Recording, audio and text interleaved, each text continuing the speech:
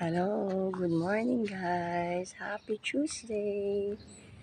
So ayan, nandito tayo ngayon sa may poolside. Chine-check natin yung pool, kung maayos ba, malinis. Kasi maya-maya may maggagawa. May papaayos ulit tayo guys ha. May papaayos tayo. So kailangan nating ipaayos na naman yung mga nasisira pag may mga nagre-rent.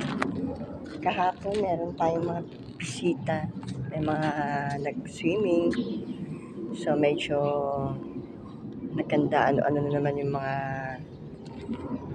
parte na namang nasira. Hindi talaga naiiwasan yun guys, kaya sobrang napakaano talaga ng maintenance na ating pool. At tulad nun, kung napapansin nyo, may nabiyak dun. Tapos ito natanggal Wait lang ha, papakita ko sa inyo ha. May mga natanggal na mga so kailangan nating ipakabit.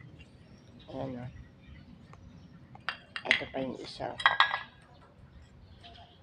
Ayan. Tapos ito. So marami tayong maintenance talaga na kailangan.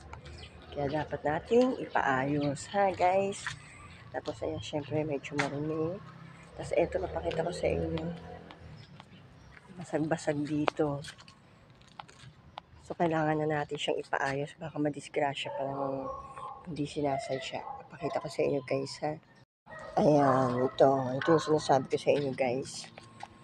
So ayan, nabasag na to ng tuluyan kasi syempre naaapakan yan ayan so ipapagawa natin yan today para maayos. Hindi pwedeng pabayaan to kasi baka maapakan yung pinakatubo. Malaking problema pag natapakan yung pinakatubo at nabasag. So kailangan natin siyang agad-agad paayos. So today wala naman tayong rente guys, kaya may time tayong ipaayos to. Kahapon pa lang pinatignan ko na to dun sa magle-labor. Pinabili ko na siya ng mga kailangan kasi today wala naman tayong rente. Hanggang bukas wala tayong rente. So kailangan nating ipaayos to agad para magawan agad ng aksyon. Hindi pwedeng pabayaan siya guys. Diba? Ito dito napunta tong mga So ito, di ba napunta rito yung mga tubo ng mga ito, di ba? Yung mga yan, ayan yung mga niya. So kailangan natin paayos agad. Ayan yun. Para mamaya makita ng gagawa. Ayan, ipapagawa natin siya guys mamaya. Marami pa tayong gustong ipagawa. So antayin natin yung gagawa para makita niya.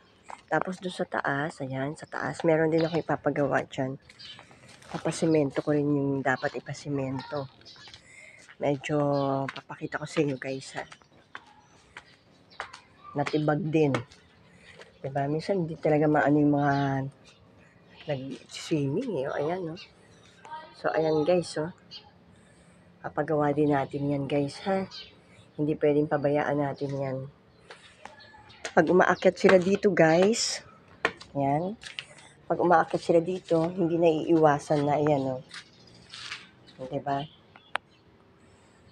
Natibag yan. So kailangan nating ipagawa yan guys. Yan ito yung mga natitibag yan.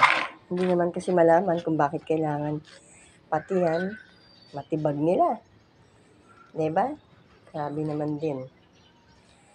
Pero ganun pa man, hindi natin siya pwedeng pabayaan. Kailangan natin siyang ipagawa guys ha. Pati yung mga ibang bagay dito. Papaayos natin yan. Pag naayos na yan, ang gagawin natin, ipapapintura natin itong kabuuan. Ayan. Pati yung mga sahig guys, papaayos ko. Alam mo may mga na.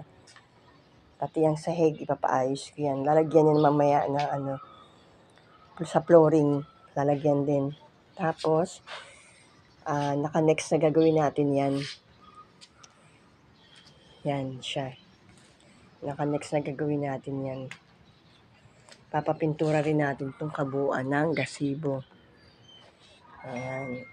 Papaano natin yan. Pero in the meantime, unahin muna natin itong mga natibag. Tapos yung pagpapa-flooring. Yan. Hanggang sa hagdan yan. Hanggang sa hagdan.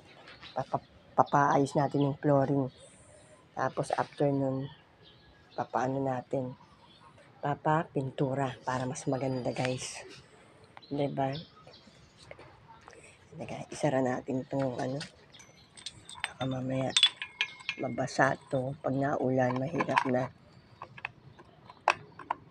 Isara natin, ha?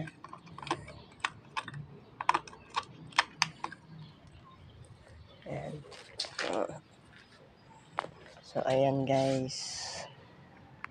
Ayan. Akyat tayo dun sa taas.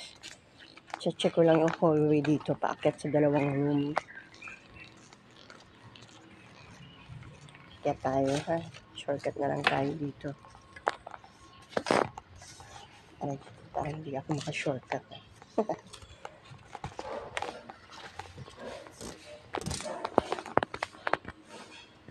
Wait lang, ha, guys. Yan. Shortcut tayo.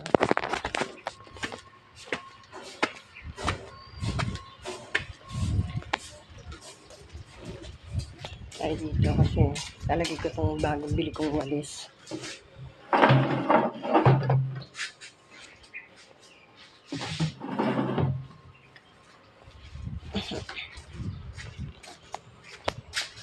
Tayo ng walis.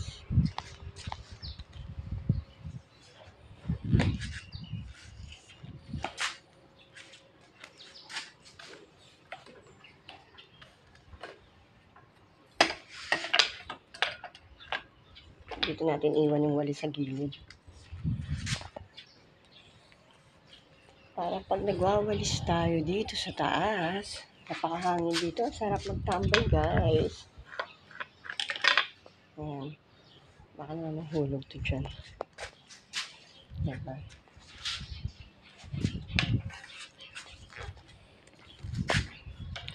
So, kailangan ko na rin palang mag-ano nito. Ayan. Yung hallway.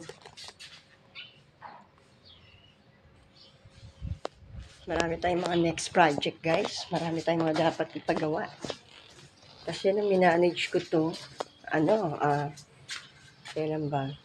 Magwa 1 year pa lang, guys. Simula nung minanage ko to. Pero sa 1 year na yun, ang dami ko nung napagawa.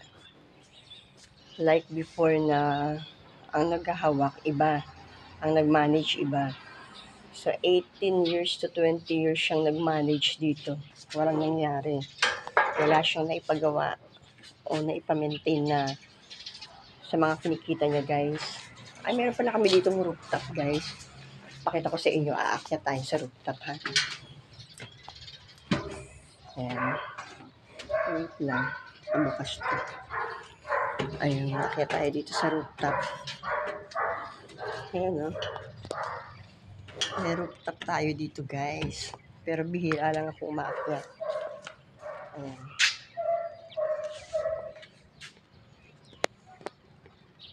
Kasi, kaya bihira ako umakyat dito. Kasi hinihingal naman ako. Nakakahingal naman, guys, umakyat. Diba? Ayun yung pool. Ang init. Diba? Nakikita niyo ba? Ayun yung pool. Ayan, nasa rooftop tayo. Pwedeng maglagay dito ng mga tables, ng mga ano, pero hindi na para magpapagod pa yung iba. Diba? Ayan.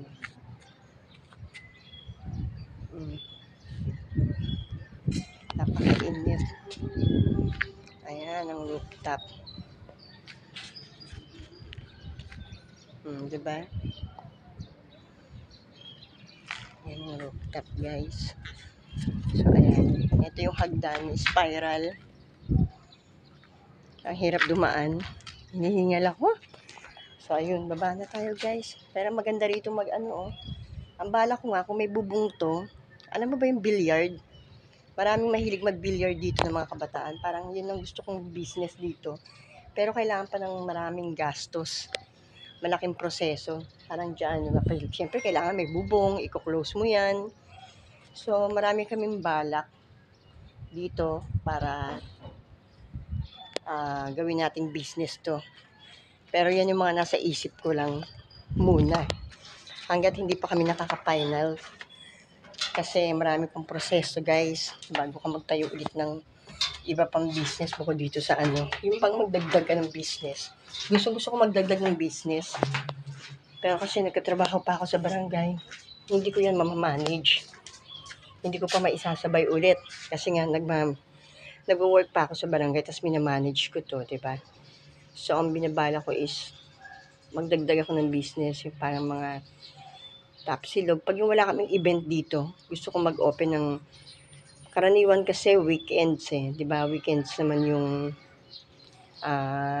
karaniwan weekends yung mga nagre-rent, Saturday, Sunday, Friday, Saturday, Sunday naman yan. So, nahihinayang ako sa ilang araw na nakatenga. Pag yung hindi siya summer.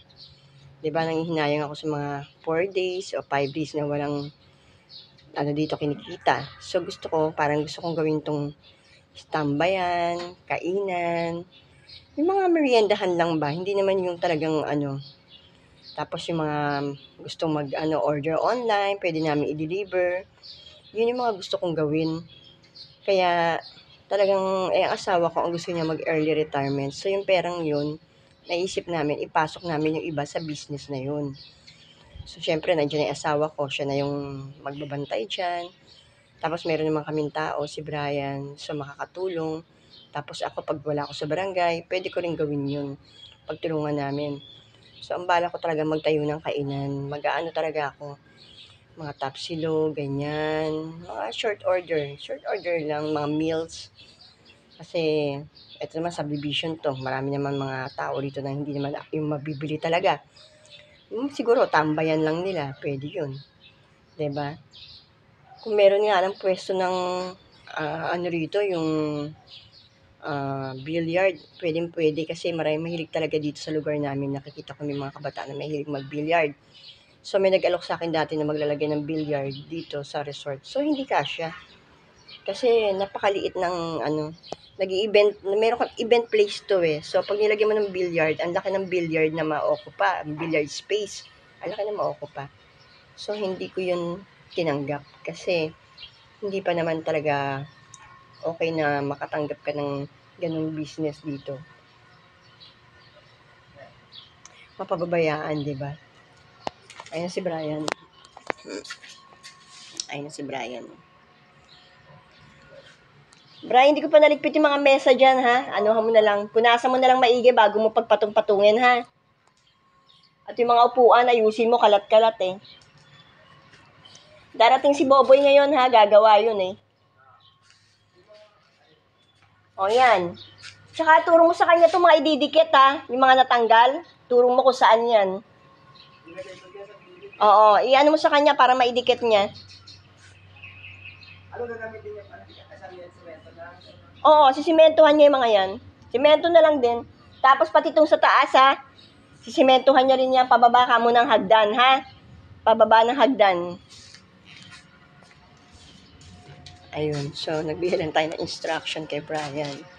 Ayun, katulad nga ng sabi ko, gusto ko pa ng dagdag business, pero parang hindi na kinakaya ng katawan ko. Na-hospital ako.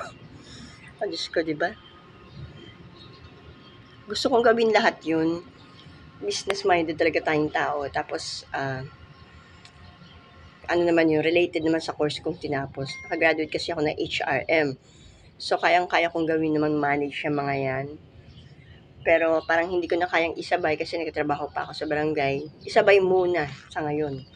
Pero, siguro, mga ilang panahon pa, pag yun nakapag-retired na yung asawa ko, ilalagay ko yan. Madali naman magawa ng mga meals. I-ready mo lang yan. Tapos nandiyan naman siya. Mahilig din naman magluto-luto yung asawa ko. So, yun talaga isa sa mga bala ko. Yung pati yung tapos mag-deliver, di ba? Mga online food store, di ba? Yung mga ganyan, online delivery. Pag yung mga, naman, wala kaming event, isisingit namin yan. Halimbawa, ang event lang namin, This month, puro Saturday, Sunday, weekends lang. Sayang naman yung Monday to Friday, di ba? So, i-business natin ng iba yung Monday. Yun nga, yun gusto ko may mga table naman dyan. Pwede silang mag-drop in dito, di ba? Drop by na magmerienda or may gustong umorder dito sa mga kapitbahay. Pwede namin i-deliver. Yung ganun guys ang isip ko. May mga tinda rin akong mga alak, soft drinks. Ayan, yan. Marami akong gustong gawin sa buhay ko. So, abangan natin yan later. Yan yung mga pangarap ko sa buhay. So, meantime, bababa na muna ako. Mag-asikaso ako. Kasi papasok ako sa barangay mamaya-maya. Check lang, chinik ko lang tong taas dito. Check lang natin. So, ayun na muna guys. Thank you for watching. Ayan, may mga naglilinis dun. Ayun si President na. Si President ba yun? Oo nga, si President ng homeowners. Ayun sila. Kung nakikita nyo, naglilinis. Ayun, naglilinis sila sa lugar dun sa ano nila. Sa gilid. So, ayun guys. Yun na lang muna for today's video. Thank you for watching guys. Please subscribe.